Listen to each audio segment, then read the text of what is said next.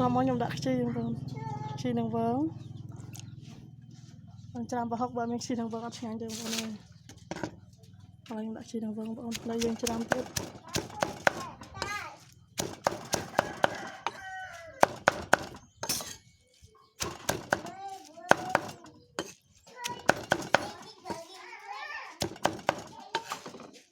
một tên này đang đặt bông con của dây vào trong trong hộp đai chẳng á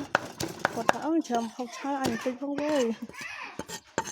lấy đồng mạch mà tên này một tên tục kiên xong á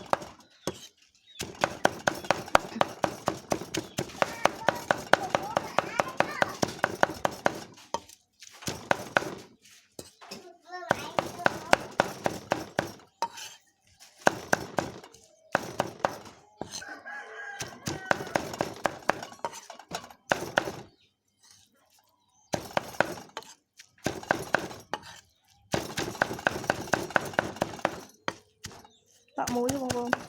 và đã chén đây